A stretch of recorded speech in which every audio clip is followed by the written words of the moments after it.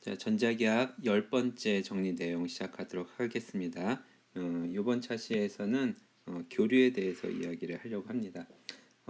교류에서 이야기한다고 했지만 사실 교류랑 관련된 기출문제가 많이 나오지는 않았었거든요. 그래서 뭐 앞으로도 많이 나올 것 같지는 않아요. 아주 뜨문뜨문 한 3, 4년에 한 문제 정도 나올까 말까 뭐 그 정도이기 때문에 우리가 이 교류 부분을 자세하게 하긴 좀 그렇긴 하지만 그래도 우리가 전자기학 2 과목이니까 너무 쉬운 내용만 하면 좀 과목 성격에는 맞지 않으니까 이 내용을 좀 다루려고 합니다. 그래도 이제 그 제가 보고 있는 책이 그리피스 전자기학 책인데 그 내용에는 교류랑 관련된 내용이 나오지 않더라고요. 그래서 그 책을 기반으로 하지는 않을 거고 일반 물리의 내용을 기반으로 하고 거기에 일부 내용만 좀 추가해서 설명을 하도록 하겠습니다.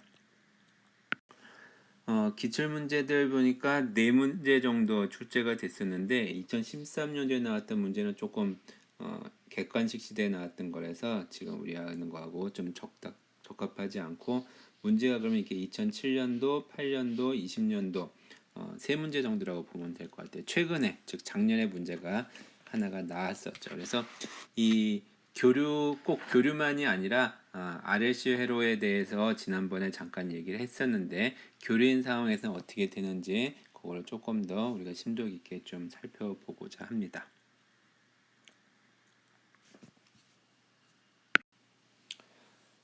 교류에 대해서 이야기할 때는 이제 교류라고 하는 거는 우리가 잘 아는 직류가 그 전원이 그 한쪽 방향으로 전류가 일정하게 흐르게 만드는 기전력이 형성되어 있을 때 그때 우리가 그거를 이제 직류라고 얘기하고 교류는 이제 바뀌는 거죠. 플러스 마이너스가 바뀌는데 부드럽게 바뀌기 위해서 사인 형태의 그래프를 나타내 주죠. 그래서 보통 교류의 기전력은 여기 보이는 것처럼 어떤 맥시멈 값이 있고 그다음에 사인 그다음에 그 이 주기에 해당 그 진동수에 해당되는 여기 각진동수죠. 오메가라는 값을 갖는 사인 오메가 t 이런 식으로 만들어지고 있죠. 여기서 오메가는 이게 주기 t는 오메가 분의 2파이가 되는 거죠. 그래서 우리가 그때 얘기했던 것처럼 요게 t가 60분의 1초라고 얘기를 그때 한 적이 있을 것 같은데 이거는 결국 뭐냐면 프리퀀시가 60이라는 거죠. 요게 f분의 1 그래서 f는 2파이분의 파이 오메가 분의 1 이렇게 되겠죠. 그러니까 우리가 교류 우리나라는 60Hz라는 교류를 사용한다. 이런 얘기 예전에 일반 물 때 얘기를 했던 것 같아요. 자, 이런 어떤 그 시간에 따라서 변하는 기전력을 갖는 이런 이제 전압을 갖는 전원이 연결되어 있을 때 회로에 어떤 일이 일어나는지를 보려고 하는 거죠. 그래서 맨 처음에 하려고 하는 것은 저항과 교류 전원이 연결되어 있을 때 그때는 어떻게 되냐 뭐 잘 아는 것처럼 이게 전원이 있고 저항이 있고 교류는 이렇게 물결로 동그라미 물결로 표시해 주거든요. 여기가 이제 델타 V가 델타 V 맥스 사인 오메가 T로 걸려 있고 저항이 R이면은 이쪽에 키레이프 법칙을 적용시켜 주면은 키레이프를 적용시킬 것도 없기는 하지만 델타 V 맥스 사인 오메가 T 빼기 IR로 쓸게요. 이꼴 제로가 되겠죠. 그래서 회로에 흐르는 전류는 어떻게 되냐면은 R분의 델타 V X 사인 오메가 T. 그래서 여기 있는 요 델타 V max를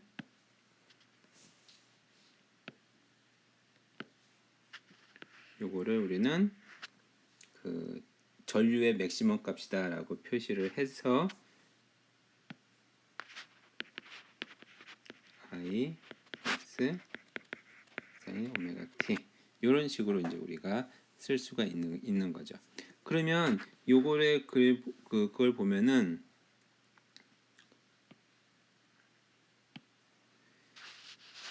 전원장치가 사인 오메가 t였고요. 전류도 그러니까 이 전압도 사인 오메가 t였고 전류도 사인 오메가 t예요.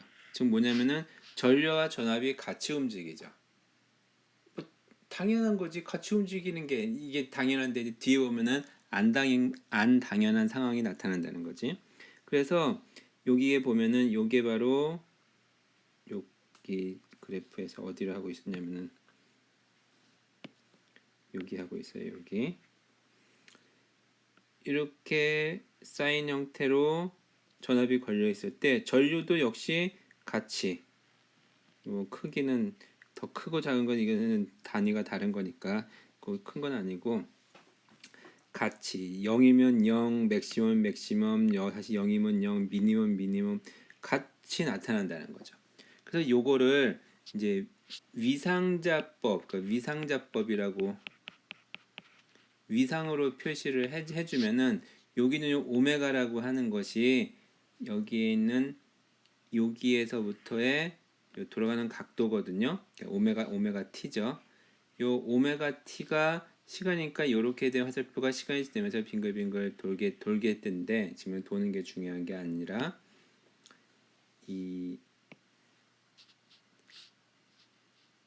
빨간색이 나타내는 게 전압에 대한 표시라면은 요거는 전류에 대한 표시. 두 개가 이렇게 같은 방향을 나타내고 있다는 거죠. 자, 그러면 이건 너무 당연해요. 교류의 저항이 연결됐을 때는 직류에 연결됐을 때하고 별로 그렇게 다를 것도 없이 그냥 우리는 당연히 그렇지라고 생각을 할 수 있을 겁니다. 자, 그런데 교류에 인덕터가 연결되어 있을 때는 상황이 좀 달라요. 인덕터는 코일이죠.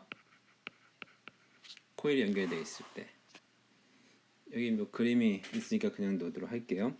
그래서 델타 V는 델타 V 맥스 사인 오메가 T라는 전 교류가 걸려 있고 그 다음에 여기에 코일이 이렇게 연결이 되어 있습니다. 그러면 키로일프 법칙 이렇게 적용을 시켜주면은 델타 V 빼기 키로일프 법칙에서 코일은 어떻게 보면 L, di, dt잖아요. 그래서 여기 보이는 이와 같이 키로일프 법칙을 쓸 수가 있습니다. 자, 그러면 우리가 V라고 하는 건 사인이었으니까 거기다 이거를 대입해 주면은 델타 V x 사인 오메가 t에 빼기 L di dt 이꼴 제로가 되죠. L이라고 쓸까요? 그러면 여기서 i를 구하면은 di dt는 L분의 델타 V x 사인 오메가 t가 되죠. 요거 적분해주면 i를 구할 수 있죠. 사인 적분해주면 뭐가 돼요? 그쵸? 코사인인데 마이너스 코사인이 되죠. 마이너스 L 오메가 내려와야 되고 델타 V x 코사인 오메가 t. 자, 그런데 마이너스 코사인 오메가 t는 뭐라고 쓸 수 있냐면요. 코사인이 아니라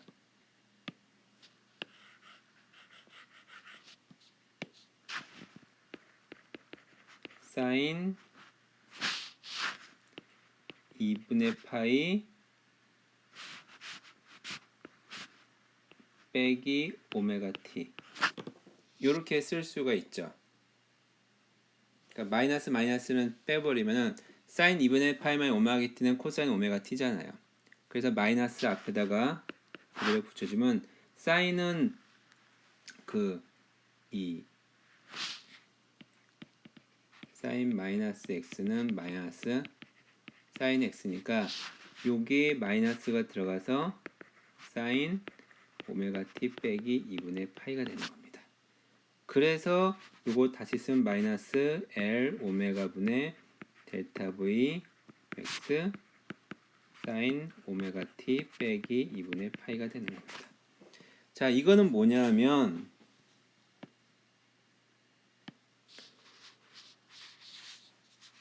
사인 오메가 t를 갖는 전압, 교류 전압이 걸려 있는데 그때 흐르는 전류는 잠깐만요. 여기에서 플러스가 돼야지.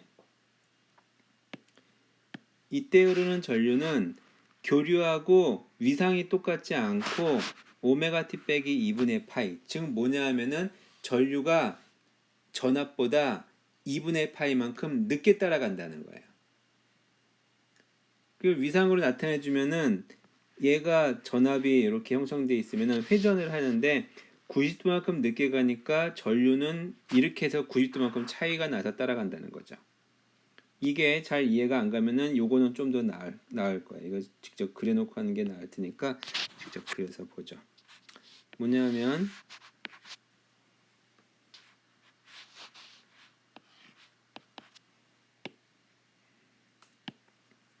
시간에 따라서 이제 이 전압을 그림을 그려보면은 이제 델타 V는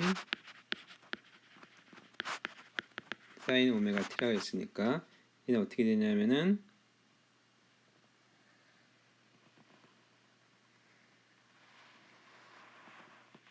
이런 식으로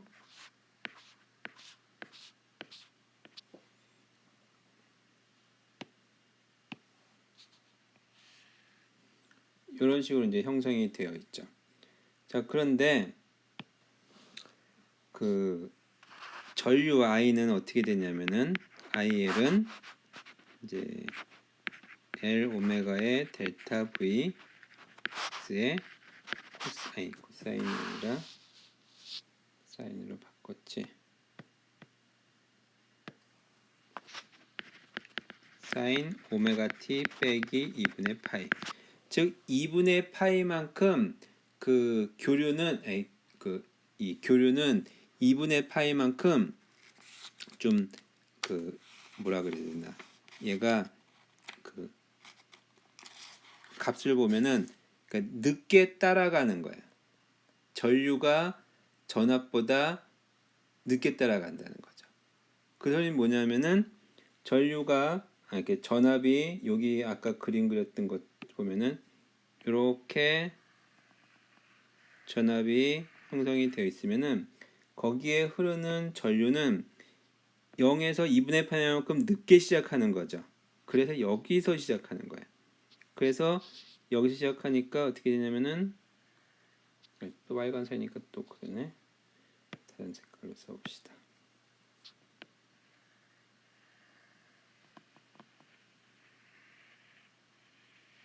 이런 식으로. 그래서 인덕터가 걸려져 있을 때 이렇게 2분의 파이만큼 전류가 늦게, 이걸 말로 써놓고 볼까요?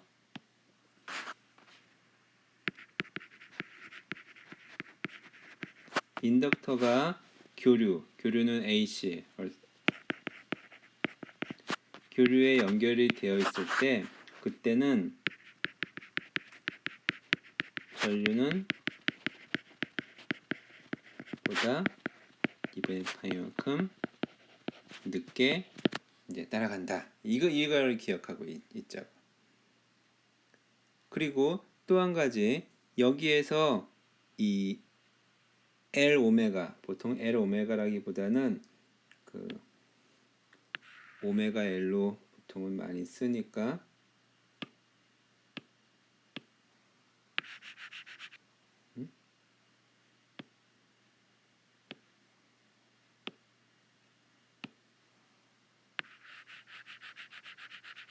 왜 적지?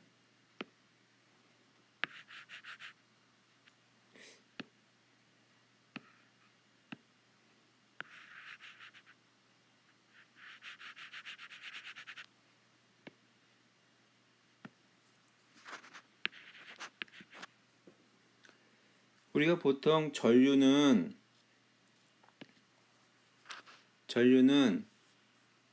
저항하고 전압이 있을 때 전압 나누기 저항이 전류였잖아요. 여기서 델타 Vmax는 뭐 딱 보니까 전압이잖아. 그러면 여기서 이 오메가 L이라고 하는 거는 뭐냐면은 요거는 저항 역할을 하겠죠. 그래서 이 오메가 L을 유도 리액턴스라고 정의를 해서 얘는 교류에서 코일이 만드는 저항인 거죠. 쉽게 말하면 코일이 만드는 저항 역할가.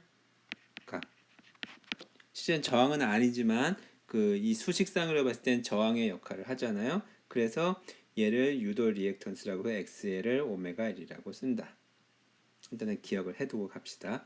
자, 그러면 교류 저항했고 그다음에 교류 인덕터 했어요. 그러면 다음엔 뭘 할까? 그렇죠. 그 교류에서 코일을 해야죠. 그래서 축전기가 연결이 되어 있을 때, 코일이 아니라 축전기요.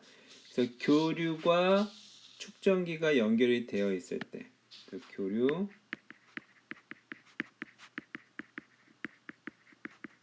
어떻게 되냐?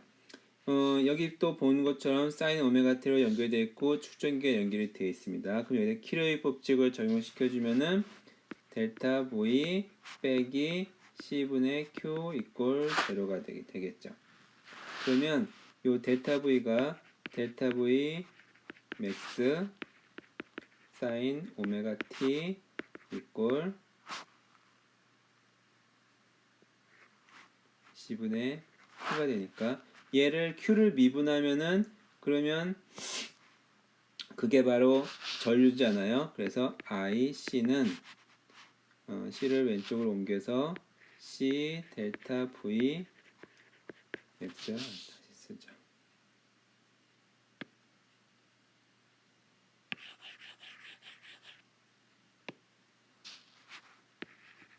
Q는 C 델타 V X 사인 오메가 T니까 IC는 DQ DT가 돼서 C 델타 V X에 요거를 미분해 주면은 오메가 곱하기 뭐가 되냐면은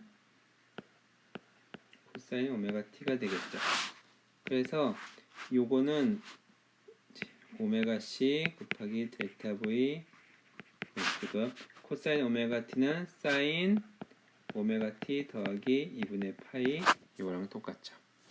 그래서 얘를 어떻게 쓰냐면 오메가 C를 우리가 전류는 저항분의 전압이잖아. 그래서 얘를 분모로 보내기 위해서 역수를 취해서 오메가 C분의 1에 델타 V X에 사인의 오메가 T 더하기 2분의 파이가 됩니다.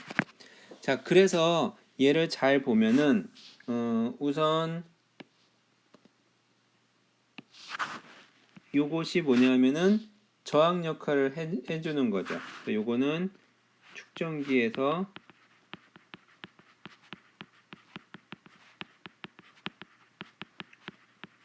저항 역할을 한다. 그래서 얘를 용량 리액턴스라고 부르고 XC라고 얘기를 합니다. 자, 그 다음에 여기를 잘 보면은 오메가 t가 2분의 파이죠. 2분의 파이만큼 전류가 앞서간다는 거예요. 그래서 아까 그림을 그렸던 것처럼 요게 전압이었다면은 90도만큼 앞서가서 전류가 이렇게 되는 거고, 그리고 그래프를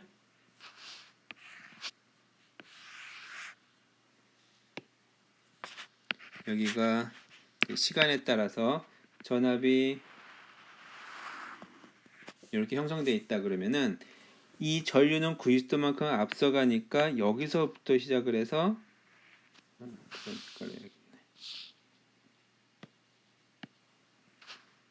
시작해서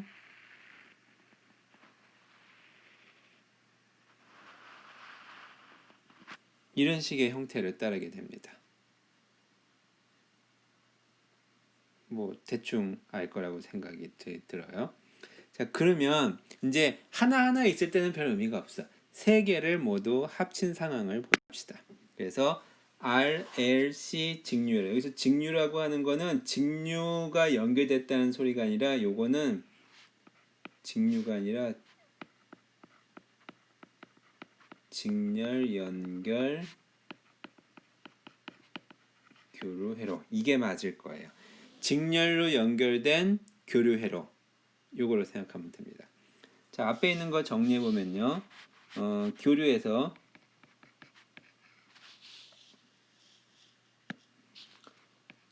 저항이 연결됐을 때 전류하고 전압하고 위상이 같았어.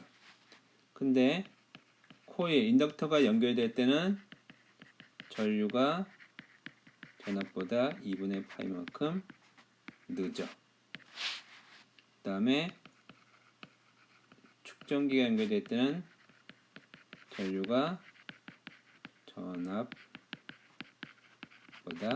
2분의 파이 빠르다 라고 되어 있습니다. 자, 그럼 이제 거꾸로 볼게요.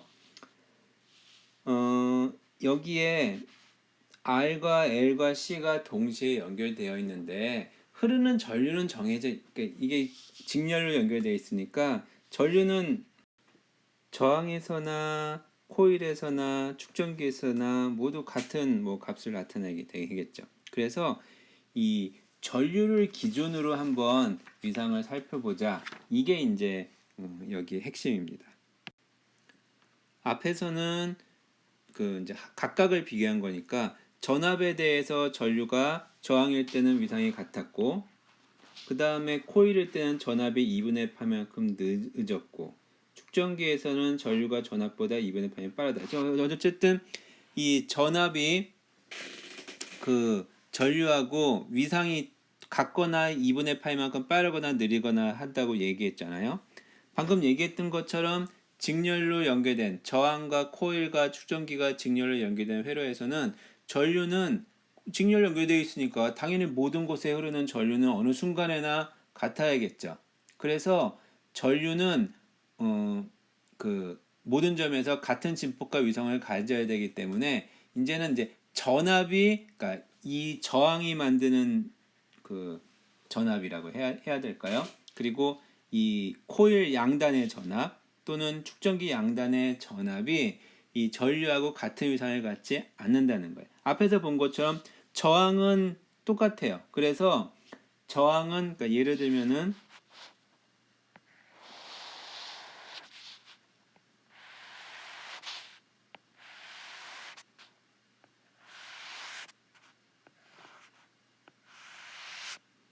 뒤도 조금 이렇게 그려주는 게 편할 테니까. 자, 이게 뭐 그린 거냐면 이게 그래프 4개를 동시에 그린 거예요. 시간에 따라서 여기에다가는 이제 I, 전류를 나타내 줄 거예요. 회로에 흐르는 전류가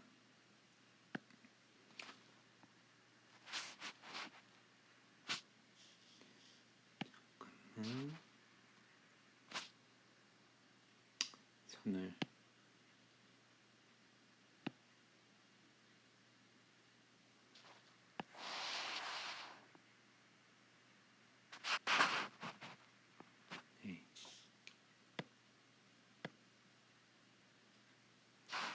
합시다.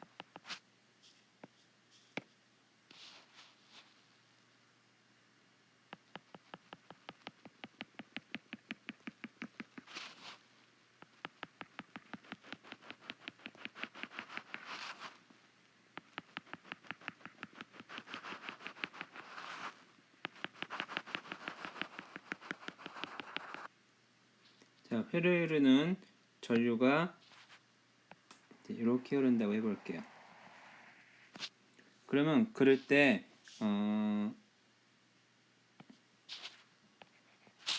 이제 저항의 양단의 전이차 델타 V R 요거는 두 개가 위상이 똑같죠. 똑같기 때문에 얘도 이렇게 될 겁니다. 자, 그 다음에 다른 색을 써야겠네. 빨간색은 썼는데 델타 V L. 자, 코일 같은 경우에는 어떻게 돼 있었냐면은 코일은 전류가 90도가 느렸죠. 전류가 90도가 느렸다는 얘기는 전압이 90도가 빠르다는 소리예요. 전압이 90도가 빠르다는 소리니까 여기서 0이 돼야 되니까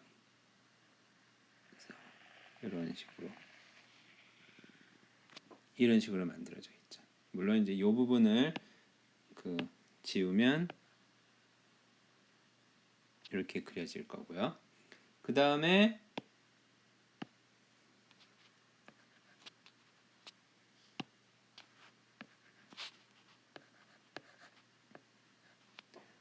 축전기 양단의 전이차 같은 경우는 축전기는 전류가 90도만큼 빠르다 그랬잖아요.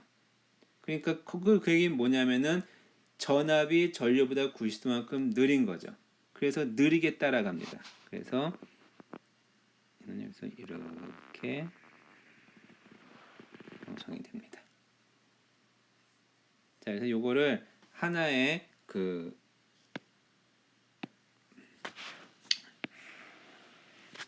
이제 전이 위상자법으로 나타내 주면은, 자, 만약에 전류가 이렇게 I가 이렇게 돼 있다. 그러면 초록색을 썼나? 저항에 해당되는 델타 VR은 어떻게 보면 같이 이렇게 VR. 그 다음에 델타 VL은 90도만큼 빠르다 그랬죠. 그래서 여기가 델타 VL. 그 다음에 VC는 90도만큼 느리다 그랬죠. 그래서 이게 델타 VC. 이렇게 나타낼 수가 있습니다. 그래서 양단의 전이차들이 저항의 전이차, 그 다음에 코일의 전이차, 그리고 축전기의 전이차가 이런 상황을 나타내 주게 됩니다. 자, 그러면 이 위상자가 이렇게 나타냈으면 요거를 이용해 가지고 이제 합해야 되거든요. 왜냐면은 전체 전이차가 얼마인지를 알아야 되는 거니까. 그게 바로 뭐냐면은 여기 교류의 델타 맥스하고 똑같아야죠. 그래서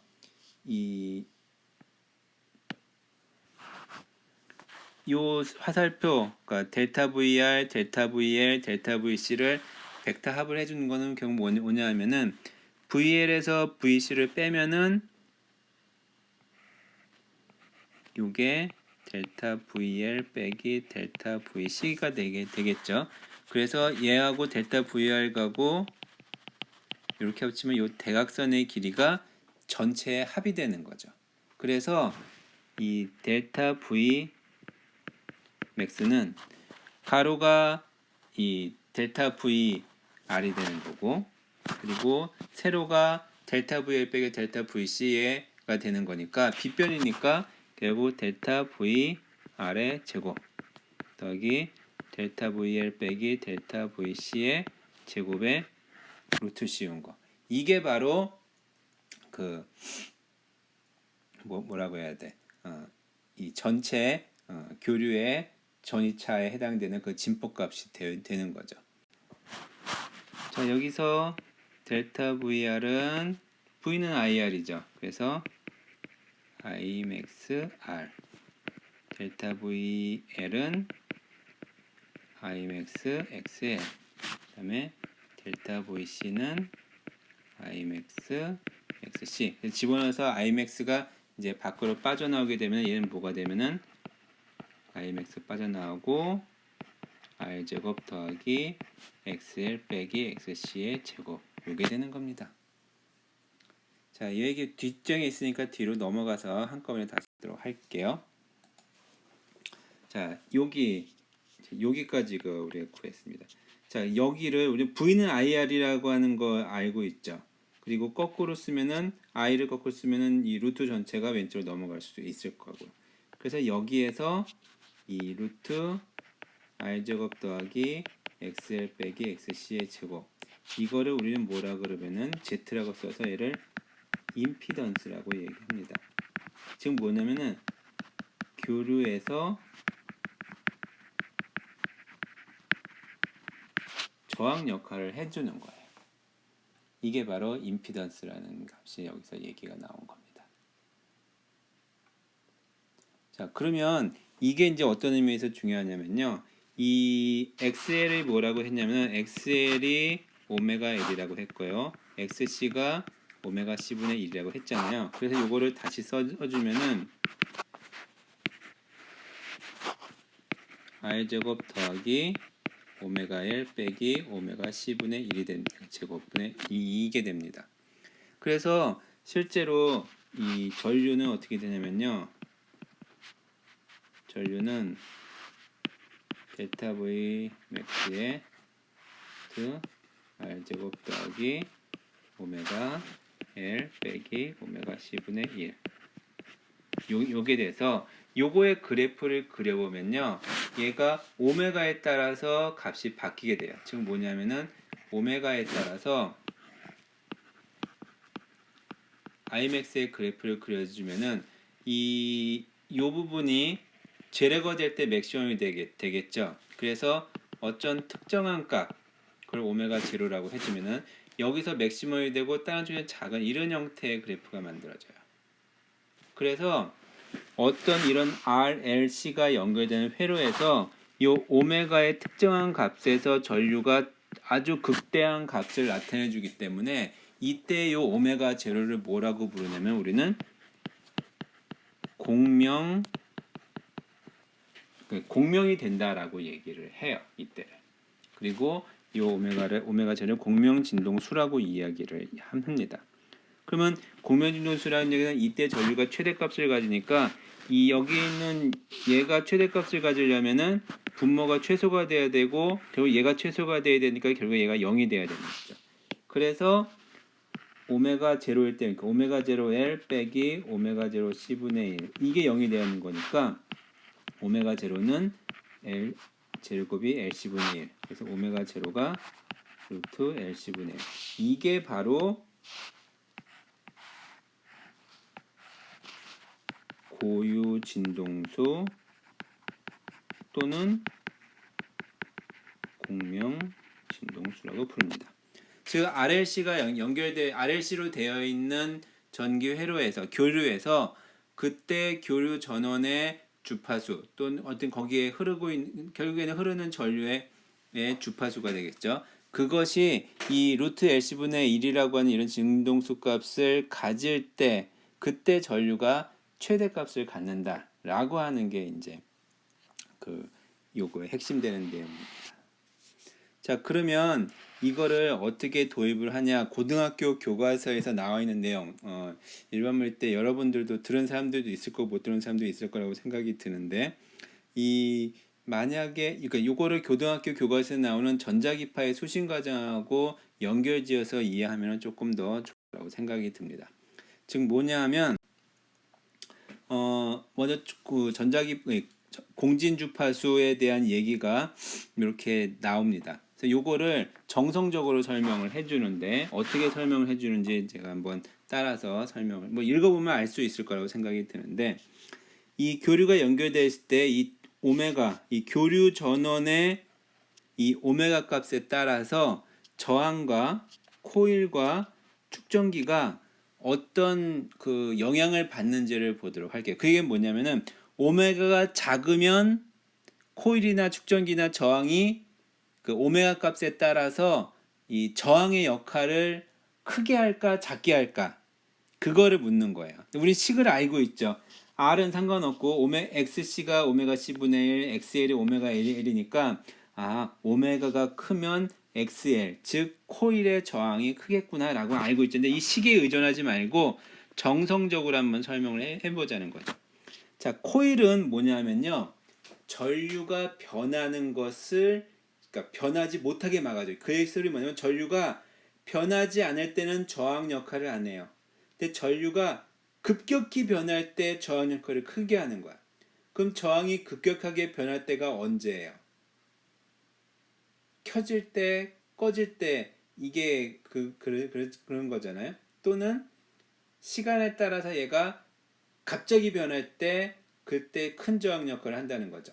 자, 오메가는 뭐냐면은 플러스 마이너스가 왔다 갔다 하는 거예요. 오메가 작을 때는 어떻게 돼요? 플러스로 쭉 흐르다가 좀 지나서 마이너스로 흐르다가 다시 플러스로 이렇게 흐르다가 이게 이제 오메가가 작을 때, 오메가 빠르면 플러스 마이너스 계속 바뀌는 거야. 그러면 어떨 때 큰 저항력을 하겠어요? 그렇죠. 오메가가 크면 빨리빨리 바뀌니까 코일이 제정신을 못 차려 바뀌는 거 싫어하는데, 그래서 오메가가 크면은 코일 저항이 커지는 거예요. 다음에 축전기를 볼게요. 축전기는 무슨 저항을 역할을 해주냐면 전류를 안 흐르게 하는 게 뭐냐면은 축전기에 전하가 다 쌓이면 이제 그 더 이상 전류가 흐르지 않게 만들어요. 그 소리는 이 오메가가 크면은 오메가 크게 되면 어떻게 되냐면은 전류가 계속 바뀌는 거죠. 전류가 계속 바뀌면요 전하가 쌓일 틈이 없이 바뀌어 버리는 거야. 그 오메가가 크면은 전류가 방향이 막 바뀌면서 그 축전기에 전하가 쌓이지 못하니까 저항이 엄청 작아지는 거죠. 그래서 오메가가 커지면 이게 축전기 저항은 내려가는 거예요. 그래서 여기 본 것처럼 오메가의 XL이 비례하고요. XC가 반비라는 게 이런 결과가 만들어지는 거죠. 그래서 이제 저항은 이제 교류랑 상관없고요. 자, 코일과 저항과 축전기를 동시에 연결시켜 놓게 되면요. 오메가에 따라서 이제 전류를 해보면 오메가가 작을 때는 이 그 축전기 때문에 저항이 엄청 커져. 그래서 전류가 잘 못 흘러요. 그러니까 오메가 작을 때는 이제 이쪽에서 시작되고 오메가 엄청 크면 그럼 또 코일 때문에 전류가 못 흘러요. 코일 저항 역할을 워낙 크게 해서. 그래서 이쪽은 내려가고 이쪽은 올라가서 그러면 중간에 한 번은 맥시멈을 찍고 가겠죠. 그래서 이런 형태의 그래프가 만들어지는 겁니다. 자, 그래서 요때 요 공진이라는 주파수를 오메가 제로라고 하고 이게 루트 C분의 1이다. 이건 앞에서 우리가 유도를 했었죠. 물론 고등학교에서는 이 식을 유도하지는 않습니다. 자, 그러면 저하고 얘가 뭐가 관련돼 있냐? 뭐냐면요. 그 전자기파가 방송국에서 라디오를 생각합시다. 라디오에서 그 이제 전자기파를 보내요.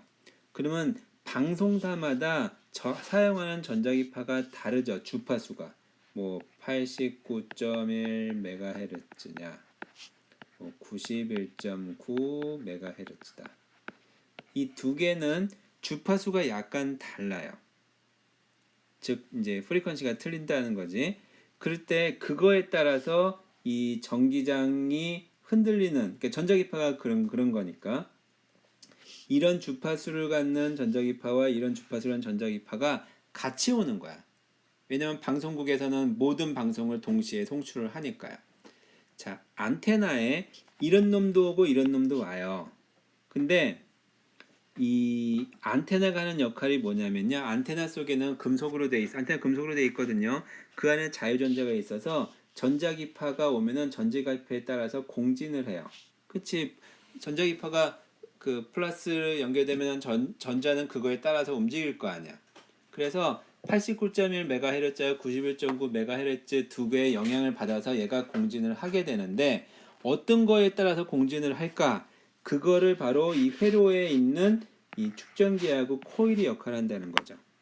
이 축전기와 코일, 축전기의 C, 코일의 L 값으로 만들어지는 루트 LC분의 1에 해당되는 오메가 제로. 요 값하고 일치하는 놈만 전류가 잘 흐르게 되는 거예요. 그래서 이 L과 C를 바꿔가지고 89.1MHz의 공진 주파수를 만들게 되면은 89.1MHz에 해당되는 그쪽으로 오는 전자기파에만 이 전자가 공진을 하고 뭐 다른 91.9MHz짜리는 잘 공진을 안 하는 거야. 그래서 L과 C를 우리가 바꿔서 주파수를 맞춰주는 겁니다. 그래서 보통은 L은 확 변하기 때문에 그 AM을 할까 FM을 할까 이런 거 큰 단위에서의 변환을 쓰고요. 주로 이 축전기에 해당되는 그거를 미세하게 변화를 시켜서 우리가 그 고유 진동수를 맞추게 됩니다. 공진 진동수, 공진 주파수, 고유 진동수, 고유 주파수 뭐 다 같은 맥락으로 설명을 합니다. 이렇게 여러분들이 이해를 하면 공진이라고 하는 것이 무엇인지 아마 좀 이해가 될 거라고 생각이 듭니다.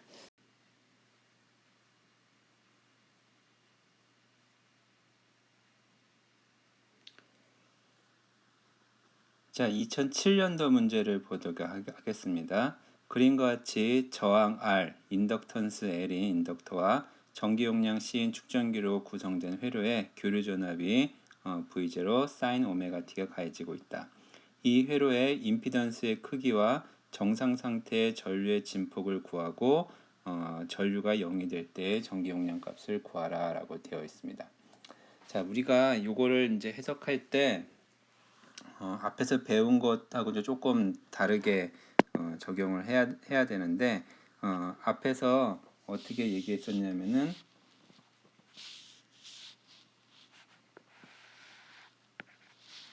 이렇게 위상으로 표시해 줄 때 이쪽에 R과 관련된 이제 IR이 있었고 그 다음에 VR로 쓸까요?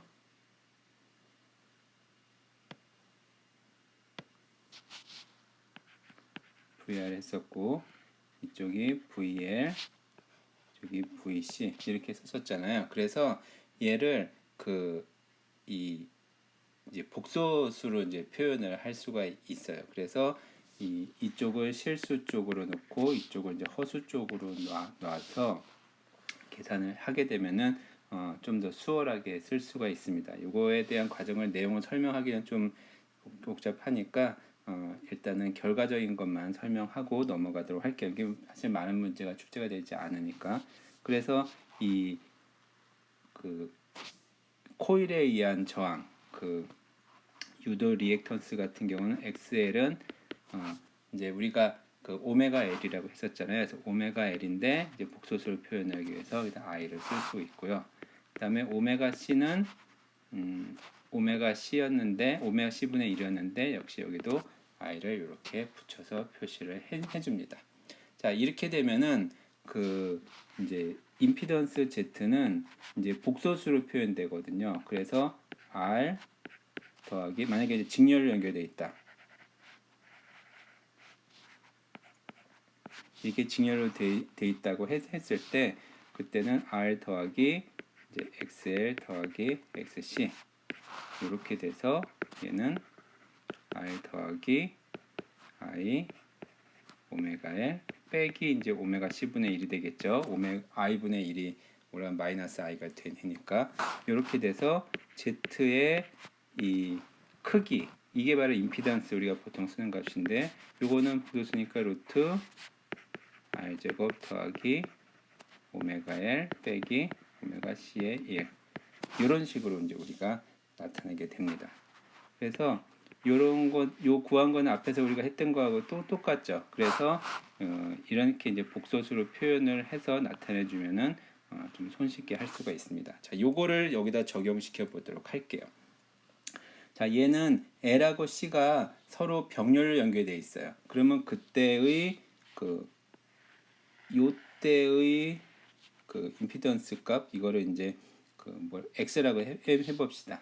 그러면 병렬로 연결되어 있으니까 X분의 1은 XL분의 1 더하기 XC분의 1 이렇게 쓸 수가 있겠죠. 그래서 요거는 I 오메가 L 더하기 I 오메가 L이 아니라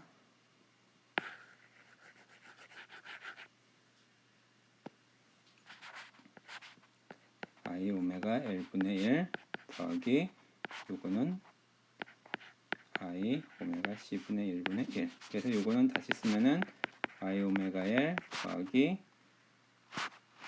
자꾸 분모에다 쓰나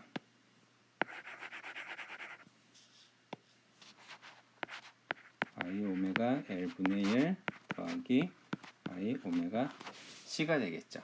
그래서 요거는 I를 밖으로 빼주면은 오메가 L분의 1 빼기 오메가 L분의 1 더하기 오메가 C가 되겠지. 그래서 요거는 오메가 L분의 오메가 제곱 LC 빼기 1 이렇게 됩니다. 자, 그래서 이게 x분의 1이니까 x는 뭐가 되냐면은 요거의 역수가 되죠. i 괜히 여기다 했었네. 해주면은 i분의 1은 마이너스 i니까 이 부호가 바뀌어서 1 빼기 오메가 제로 LC분의 오메가 1 이렇게 됩니다. 자, 그러면 전체 임피던스는 뭐가 되냐면은 R 더하기 X, 왜냐면 두 개가 직렬 되어 있으니까 이렇게 되니까 R 더하기 I의 1 빼기 오메가 제곱 LC분의 오메가 L. 그래서 우리가 구한 게 임피던스의 크기를 구하라 그랬죠. 임피던스의 크기는 뭐가 되냐면은 R 제곱 더하기 1 빼기 오메가 제곱 LC의 오메가 L의 제곱의 루트. 이게 첫 번째 요 답이 됩니다. 두 번째, 정상 상태의 전류의 진폭 I0를 구하라. 정상 상태의 진폭, 이건 뭐 그냥 그 정상 상태의 진폭 I0를 구하라. 그러면 얘는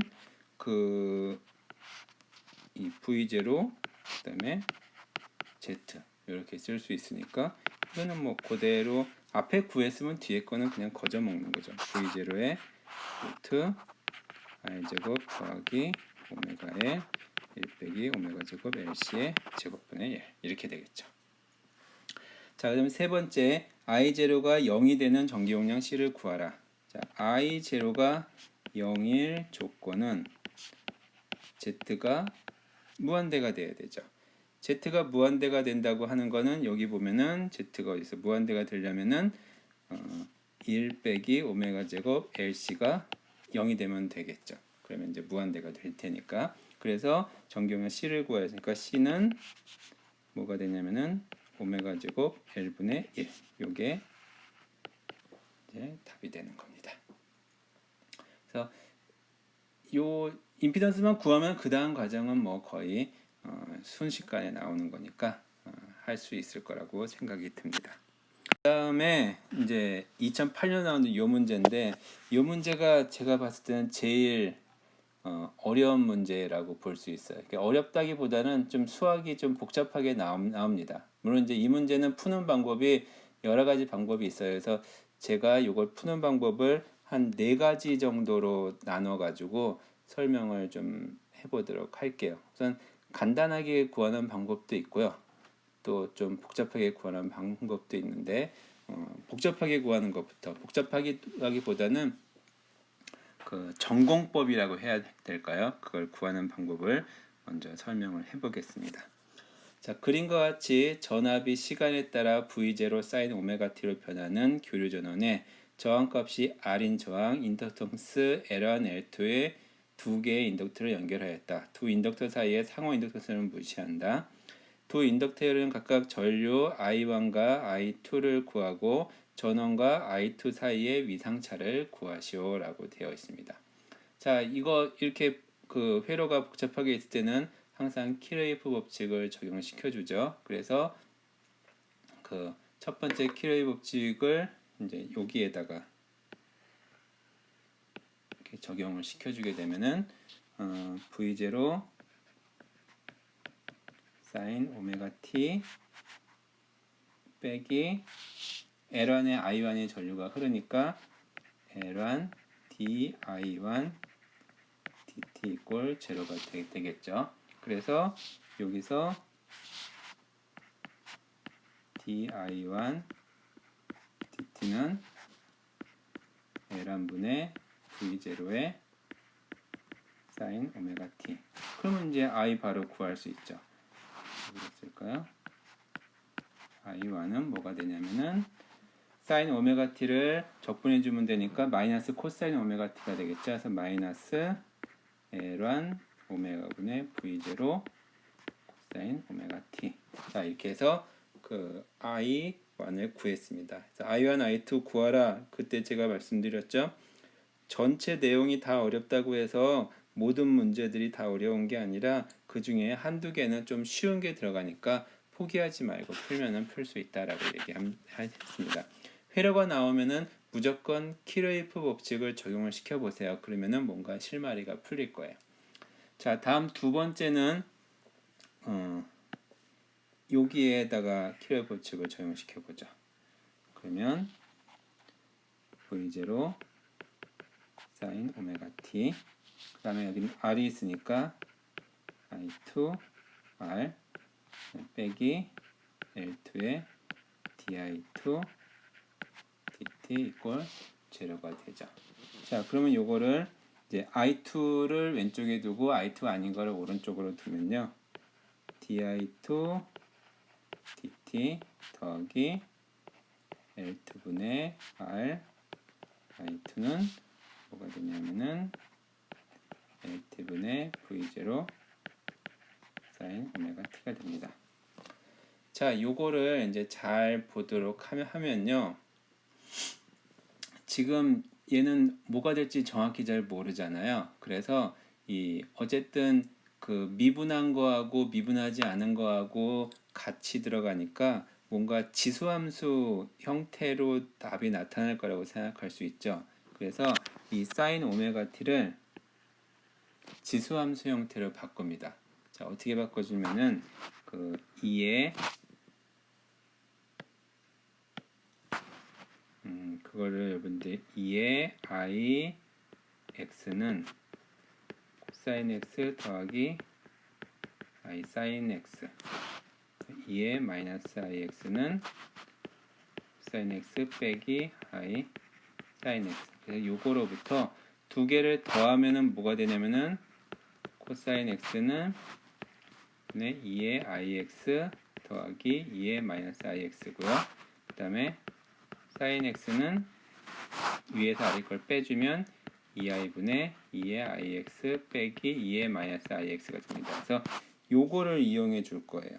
요거를 이용해 주면은 얘는 뭐가 되냐면은 L2분의 V0에 2i분의 2의 i 오메가 t 빼기 2의 마이너스 i 오메가 t, 요렇게 쓸 수가 있겠죠. 자, 그래서 이 i2의 값이 2의 i 오메가 t하고 2의 마이너스 i 오메가 t로 만들어진 함수 형태일 거라고 우리가 인식할 수 있잖아요. 그래서 i2에다가 a 2의 i 오메가 t 더하기 b의 2의 마이너스 i 오메가 t를 이제 대입해 보는 거죠. 그러면 요거 대입해서 계산을 해보면요, 한번 해볼까요? dt 미분해 주면은 a의 i 오메가 2의 i 오메가 t 더하기 b의 마이너스 i 오메가 마이너스 i 오메가 t, 이게 이제 di2 dt고요. 더하기 L2의 아래, i2는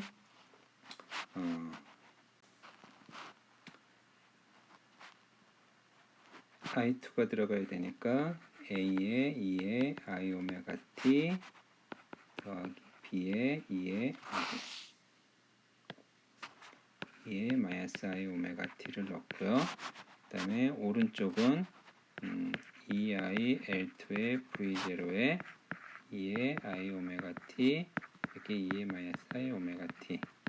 자, 요걸 넣어가지고 계산을 해주면요, 중간 하는 과정은 한번 여러분들 해줘 보세요. a는 뭐가 되냐면은 v0 2i L2에 나누기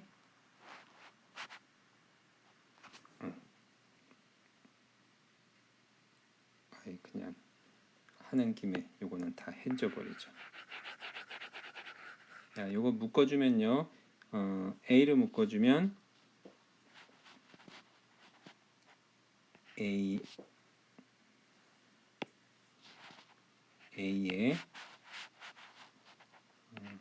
i 오메가 더하기 L2분의 r 2의 i 오메가 t 더하기 b를 묶어주면은 마이너스 i 오메가 더하기 L2분의 r 2의 마이너스 i 오메가 t, 요게 돼버리잖아요. 그래서 요거하고 똑같다 놓고 보면은 a는 뭐가 되냐면은 i 오메가 더하기 L2분의 r에 v0 나누기 2i L2가 되고요. B는 마이너스 I 오메가 더하기 R 나누기 L2분의 마이너스 2I L2분의 V0 이게 됩니다. 자, 그러면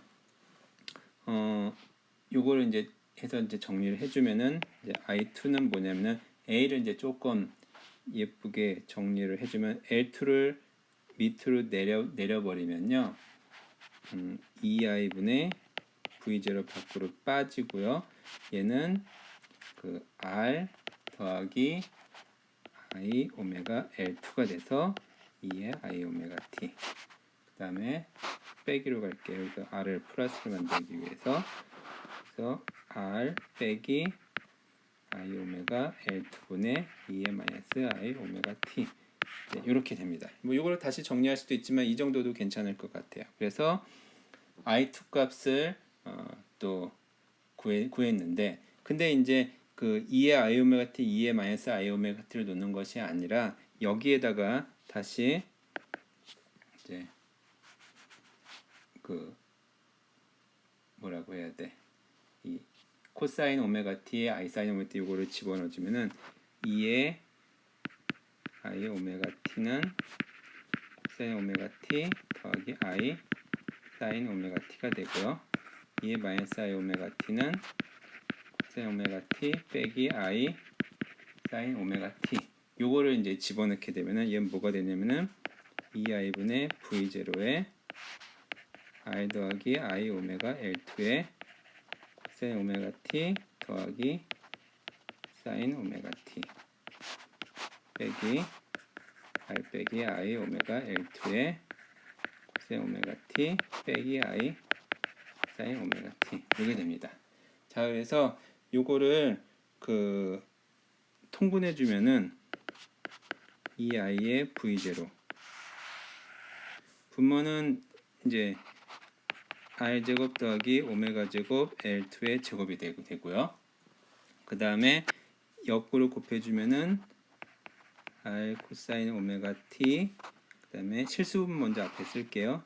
더하기 오메가 L2의 사인 오메가 t. 그 다음에 허수부 쓰면요, i의 r하고 뒤에 거 r 사인 오메가 t 빼기 오메가 L2 사인 오메가 t 이게 될 거고요. 그 다음에 요 뒤에 오른쪽은 좀 작네. 요 밑에다 적을게요. 밑에다가 적으면 그 얘랑 되니까 빼기를 바꿔서 r 코사인 오메가 t 더하기 오메가 L2 사인 오메가 t 이렇게 되고요. 그 다음에 허수부는 i를 바꿔주면은 마이너스 r 사인 오메가 t 다음에 더하기 오메가 L2 사인 오메가 t 이게 됩니다. 자, 여기에서 요거가 없어지게 돼요. 그럼 남는 거는 뭐가 남냐 하면은 이 i의 v0가 되고요. 분모는 r 제곱 더하기 오메가 제곱 L2의 제곱이 되고 i 그냥 놔둘게요. i. 자, r 사인 오메가 t에 여기 마이너스 있고 또 마이너스니까 더하기가 되죠. 그래서 2r 사인 오메가 t. 그다음에 오메가 L2는 마이너스고 마이너스가 되겠으니까 마이너스 2 오메가 L2 코사인 오메가 t 이게 되는 거죠. 자, 그래서 여기에서 i 이렇게 없어지고 2 없어지게 되면은 결국 뭐가 되냐면은 r 제곱 더하기 오메가 제곱 L2의 제곱분의 v0 그 다음에 r 사인 오메가 t 빼기 오메가 L2 사인 오메가 t 이런 이제 값이 만들어지게 됩니다. 자, 그래서 I2도 구했어요. 그래서 I1도 구하고 I2도 구했죠. 자, 그 다음에 전원과 I2 사이의 위상차를 구했죠. 전원은 오메가 t니까 요거에 이 I2의 위상을 구하면은 요거는 I 제곱 더하기 오메가 제곱 L2의 제곱 V0에 그 여기 요거를 이용해 주면요. A B고 A 제곱 B 제곱이니까 이거는 R 제곱 더하기 오메가 제곱 L2의 제곱의 루트 그다음에 마이너스 여기 마이너스니까 마이너스일 때 뒤에도 세타 마이너스 들어가죠. 사인 오메가 t 빼기 델타인데 요 델타는 뭐냐면은 델타는 탄젠트 인버스 a분의 b니까 r분의 오메가 L2 이렇게 되는 거죠.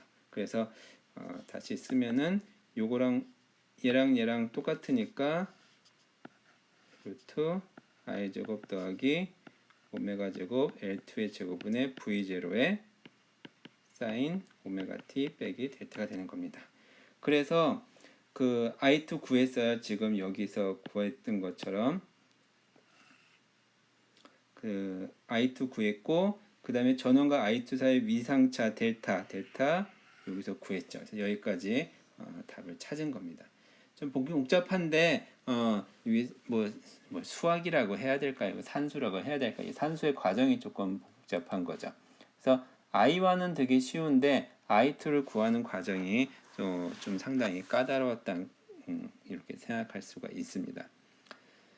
자, 그런데 요거를 조금 더 쉽게 할 수 있는 방법이 있다고 얘기를 했었잖아요. 자, 그거는 어디서부터 출발할 거냐면은 여기서부터 가죠.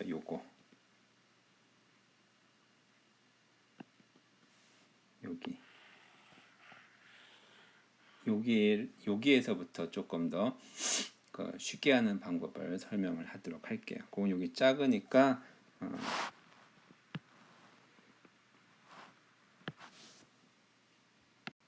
요 방법을 가지고 하는 게 조금 더 정확한 방법이라고 생각을 할 수 있을 겁니다. 그렇죠? 빈 종이에다가 다시 좀 써보도록 하겠습니다. 앞에서 그 두 번째 큰 회로에 대해서 키로이프 법칙을 적용시켜 준 것씩 다시 써보면요.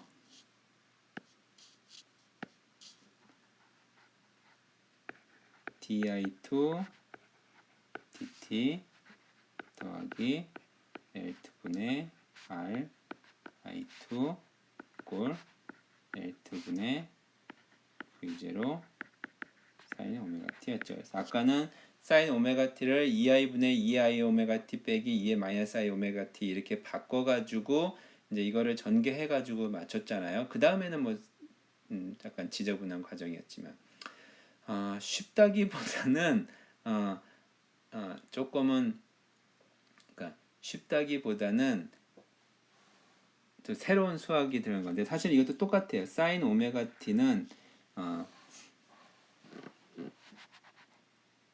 우선 2의 i 오메가 t가 코사인 오메가 t 더하기 i 사인 오메가 t니까 요거로부터 사인 오메가 t를 뭐라 할 수 있으냐면은 2의 i 오메가 t의 허수 부분, imaginary part 그래서 여기다 im 이렇게 쓰면 요거의 허수 부분이다라고 얘기를 해준 겁니다. 요렇게 쓰는 거예요. 그러면 이제 얘가 뭐가 되냐면은 di2 dt 더하기 L2분의 R의 I2는 L2분의 V0의 이제 이미지너리 2의 I 오메가 t 이렇게 되는 거죠. 자, 그러면 여기에서 어쨌든 이 뭐라 그랬지 미분한 거하고 더해가지고 2의 I 오메가 t가 돼야 되니까 그러면 답은 I 오메가 t 형태가 되겠네라고 생각할 수 있죠. 그래서 I2는 뭐가 되냐면은 2의 I 오메가 t를 집어넣어 주면은 왼쪽은 그 I 오메가의 2I 오메가 t가 되고 오른쪽은 그냥 L2분의 R의 2의 I 오메가 t가 그냥 해버리니까 이 I2는 어떻게 쓸 수 있냐면은 I 오메가 더하기 L2분의 R. 그래서 이게 원래 L2분의 V0 2의 I 오메가 T. 이런 식으로 이제 쓸 수가 있다는 거죠. 요거는 이제 이렇게 하는 수학 테크닉을 좀 알고 있으면 좀 쉽게 접근할 수 있는데 그렇지 못하면 조금 난해할 수도 있다고 생각이 드네요. 자, 그래서 요거를 정리만 해주면 끝이에요. 그래서 이미지를 그냥 쓰고요. 우선 L2 밑으로 집어넣을까요? 그러면 R 빼기 R 더하기 I 오메가 L2의 V0 2의 A 오메가 T가 됐고요. 자, 요거를 여기에다가 R 빼기 I 오메가 L2를 곱하고 위도 R 빼기 I 오메가 L2를 곱해주면은 뭐가 되냐면은 분모는 R제곱 더하기 오메가 제곱 L2의 제곱 그냥 남고요. 분자는 뭐가 되면은 V0 2의 I 오메가 T 그 다음에 R 빼기 I 오메가 T 요게 되겠죠. 그래서 요거는 또 지수 형태를 바꿀 수 있어요. 2의 마이너스 I 델타 이런 식으로 얘를 바꿔주면은 이거는 이제 R 빼기 I 오메가 T가 아니라 L2가 됐네.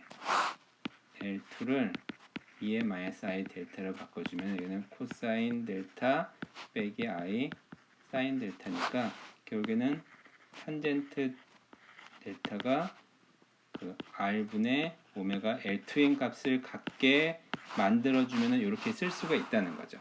그럼 얘는 뭐가 되냐면은 이미지너리 R2 더하기 오메가 제곱 L2의 제곱 그 다음에 V0의 2의 I 오메가 T 빼기 델타 이런 식으로 쓸 수가 있는 거죠. 그래서 이거의 이미지너리 파트는 결국에는 뭐가 되냐면은 I2는 I제곱 더하기 오메가 제곱 L2의 제곱에 V0에 2의 I 오메가 T 빼기 델타의 이미지너리 파트 그거는 결국에는 뭐가 되냐면은 2의 사인 오메가 T 빼기 델타가 되는 거죠. 그래서 I2도 구했고 위상차 델타도 여기에서 구했죠. 이런 식으로 할 수가 있습니다. 계산은 간단해졌는데 더 어려운 수학이 들어갔기 때문에 어떻게 보면은 더 쉬워지지는 않은 것 같아요. 자, 그 다음에 세 번째 방법은 굳이 하지는 않을 텐데 이제 세 번째 방법 역시 요거를 푸는 겁니다.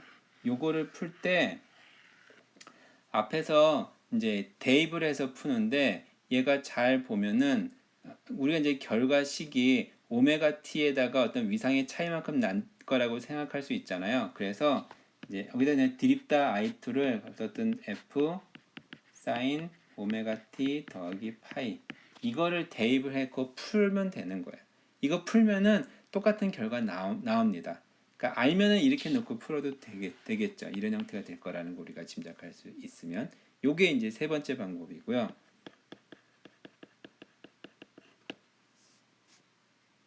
네 번째 방법은 이건 약간 좀 정성적으로 푸는 거예요. 자, 한번 생각해 봅시다. 지금 얘는 어떻게 된 거냐면은 그림을 다시 그리면요.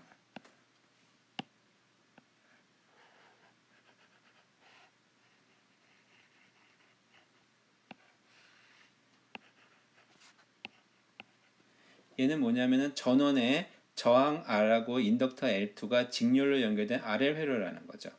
그럼 이거의 임피던스가 뭐예요? 임피던스는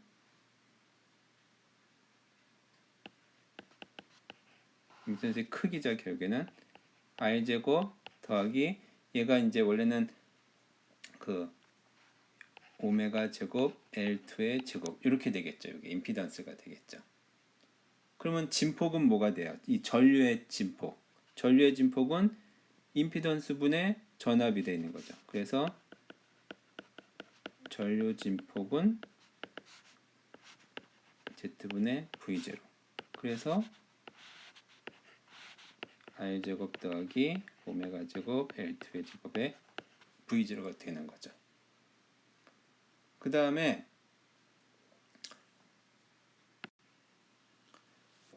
이제 위상은 이제 이렇게 그림을 그리면 이게 이제 VR 이게 이제 VL 이렇게 있었잖아요. 그래서 결국에는 요거는 IR에 해당되는 거고 요거는 IXL에 해당되는 거니까 얘는 그 XL과 R의 어떤 값을 비교해 보면은 이 XL은 오메가 L이었고 요거는 R이었죠. 그래서 결국에 합한 요거의 위상요 파이는 이 파이가 아니라 우리가 문제에서는 델타를 우리가 많이 썼었죠. 이걸 델타라고 해주면 이게 R이고 이게 오메가 L이었으니까 탄젠트 델타가 R분의 오메가 L. 그래서 이제 델타는 탄젠트 인버스 R분의 오메가 L이 되는 거죠. 그래서 답은 이렇게 네 번째 방법은 답은 바로 나와요. 왜냐면은 이 직렬 회로에서 임피던스 구해가지고 I2에 대한 이 전류에 대한 진폭 구하고 그 다음에 이 최종적인 전류의 위상 구하고 이렇게 해버리고 나면은 아주 쉽게 문제를 해결할 수 있습니다. 그렇지만 앞에서 했던 좀 어렵죠. 뭐 다행스러운 거는 많이 안 나온다는 거. 그렇기 때문에 마지막 문제만 보고 끝내도록 하겠습니다. 자, 이 그림은 2020학년도 즉 작년에 나왔던 문제입니다. 아주 따끈따끈한 문제죠. 그림은 저항 R인 저항기, 인덕턴스 L 인덕터, 전기용량 C인 축전기, 전압 VT, V0 사인 2파이 F0T 교류 전원이 직렬로 연결된 회로를 나타낸 것이다. F0는 공면 진동수이다. 자, 공명 진동수라고 했는데 공명 진동수로 교류의 전압이 걸려 있어요. 그 얘기는 지금 무슨 상태냐? 공진 상태에 있다는 걸 볼 수 있죠. 공진 상태라고 하는 어떤 상태냐 하면은 코일과 축전기에 의해서 생기는 그 임피던스가 합쳐져 가지고 제로가 돼 버린다는 거죠. 그게 공진 상태잖아요. 그래서 이 저항만 이 회로에서 주된 역할을 한다는 거죠. 그래서 임피던스를 크기를 구해보면 Z는 원래 루트 R 제곱 더하기 오메가 L 빼기 오메가 C분의 1의 제곱이었는데 이게 이제 R이 된다는 거죠. 즉 뭐냐면은 오메가 L과 오메가 C분의 1이 똑같아서 오메가는 루트 LC분의 1이 된다는 거죠. 그래서 이게 이제 오메가가 2파이 F니까 결국에는 우리가 구하는 거는 그 F0를 구하라고 했으니까 F0는 2파이분의 오메가 그래서 파이 루트 LC분의 1 이게 이제 첫 번째 답이 되는 거고 다음 두 번째 전원이 공급하는 전력 P를 구하라. 또 P는 전류 곱하기 전압 또는 R분의 V 제곱이죠. 그러니까 전체 임피던스 Z인데 R이니까 이게 그 공징 상태라는 것 때문에 그럽니다. R분의 V 이제 제로 제곱 그래 V 제곱 그래서 얘는 R분의 V0 제곱 사인 제곱 파이 제로 T 요게 이제 전력이 되는 거고요. 그 다음에 축전기의 리액턴스가 XC가 5R일 때 인덕터에 걸린 전압 VL을 프리과정과 함께 구하시오라고 되어 있습니다. 자, 얘가 이제 공진 상태니까 어떻게 되냐면 XC하고 XL하고 똑같아요. 근데 XC가 얼마나 5R이라고 되어 있죠. 그러니까 요게 5R이에요. 그러니까 XL은 뭐냐면 XL은 오메가 L인데 이게 이제 5R이라는 거죠. 그래서 나중에 요거를 사용을 해줄 겁니다. 자, VL을 구하라고 했는데 VL은 알고 있는 것처럼 L 곱하기 D, I, DT입니다. 자, 그런데 얘는 공인 상태니까 I는 R분의 V잖아요. 그래서 L, D, DT의 R분의 V. 자, R 바깥으로 빠져나가면은 R분의 L의 dV, dt가 되겠죠. 자, V는 V0 사인 2파이 F0T였으니까 얘는 뭐가 되냐면은 R분의 L의 2파이 F0 빠져나가고요. 그 다음에 코사인 2파이 F0T 요게 되겠죠. 자, 여기서 V0가 빠졌죠. 여기 V0 여기다 쓸게요. 요거는 L이죠, L. 자, 그러면 우리가 앞에서 구했던 것처럼 여기에서 R은 5분의 오메가 L로 쓸 수가 있으니까요. 요거는 LV0 오메가 L분의 나누기 5. 그다음에 2파이 F0 여기는 오메가죠, 오메가. 그래서 사인 2파이 F0T. 그래서 오메가 오메가 지우고 LL 지우니까 결국 남는 거는 5V0 코사인 2파이 F0T. 이렇게 나오게 됩니다. 교류는 조금 난해하긴 한데 그래도 안 하고 넘어갈 수는 없으니까 이렇게 한번 정리를 해보았습니다.